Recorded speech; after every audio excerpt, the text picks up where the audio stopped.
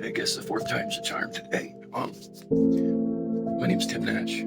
I did a video a couple of weeks ago for prison kills. Some of you know I've been diagnosed with leiomyosarcoma, and I'm really struggling. I look like shit today. I'm sweating, I'm throwing up, I'm in so much pain. I'm doing this to try to bring awareness to people so that they know and understand that the people in their lives that are going through this, try to keep on a smiling face so that you don't understand or you don't see the depth. You know, I'm hurting so bad I'm throwing up. It's crazy. But I want to go back into my Alabama DOC story a little bit for you. I was arrested in Dothan, Alabama on November 5th of 2019. I was taken to jail, of course. Didn't get in front of a judge until January. Okay, when I finally got in front of a judge, I was originally sentenced to probation. 2 years probation, but because I wasn't an Alabama resident, they denied me that. Now, while I was in that county jail, I spent 5 months in solitary confinement. I was tortured by COs, constantly degrading me, making fun of me, of course. One of them went so far as to accidentally drop my trays when he would work. Oops. Oh, you're gonna have to wait until I can get another one. And he would never come back. So anyway, I was then sentenced. They converted my sentence to, anyways, like work release down in Alabama, community correction. I was denied that because of a probation violation from years ago. Hold on a second, I gotta pause this. Sorry guys, I'm gonna get sick real quick. Anyway, I was denied CCO because of a previous probation violation from years ago.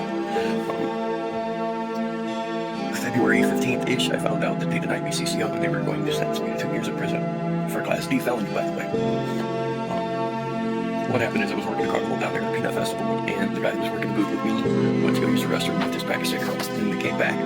Or when the cops came through, miraculously 5 minutes later, they searched the booth and found a half a gram of meth in his cigarettes, which according to Alabama state law is possession of a controlled substance, Class D felony. And of course I couldn't deny it. There was no way I could defend myself against that charge, especially being from out of state. They actually denied me bail. You know, they wouldn't even let, there was no way I could even bail out. So I was stuck for the long haul. I had no phone numbers. The cops that arrested me, it was actually a bet, supposedly between them and their sergeant, that they could make a case within an hour. And they wouldn't let me get my phone to get phone numbers. So the entire time I was incarcerated in Alabama, I had no way to contact anybody. Nobody knew where I was at. Nobody knew what happened. Nobody knew whether I was alive or dead. I proceeded to go to Draper, which anybody who's in Alabama knows that Draper Prison has been closed down for various reasons. One day, in fact, during chow, I got to help clean up and went to the kitchen. The black mold was as thick as my beard. When I was in the kitchen, I was 30 feet away from where we were eating. And that's where they were quarantining us. The COs were extremely violent. Even there, like, we're in transition. We're one of the oldest prisons in Alabama. And we were tortured, like we were beat. I watched a guy get beat with a nightstick because he didn't say sir. He got clubbed in the face with a nightstick. We were there for 2 weeks. We were lucky to go outside for an hour every 3 or 4 or 5 days. We were basically locked in a giant room, 100 of us. They proceeded, of course, to move us to Kilby, where I was going to serve out the rest of my sentence. And that's going to be another story. I'm going to cut this one here. I just know that the Department of Corrections system is not meant to rehabilitate.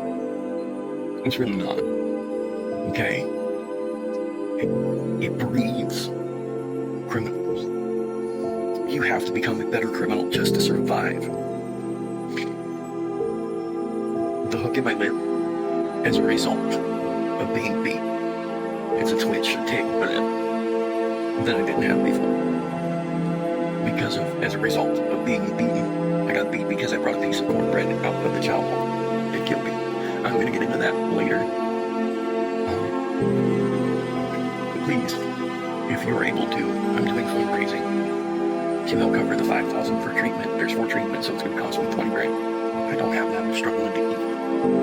If you're able to help, I have people. I'm basically accepting funds via Cash App, Venmo, and PayPal. Cash App is capital BONEZ 0523. PayPal is at BONEZ 412, and Venmo is capital BONEZ 2420. Anything helps. I'm struggling to get by. There's no real help out there for felons, like they say. There's nobody helping me, and with my health issues, it's even worse.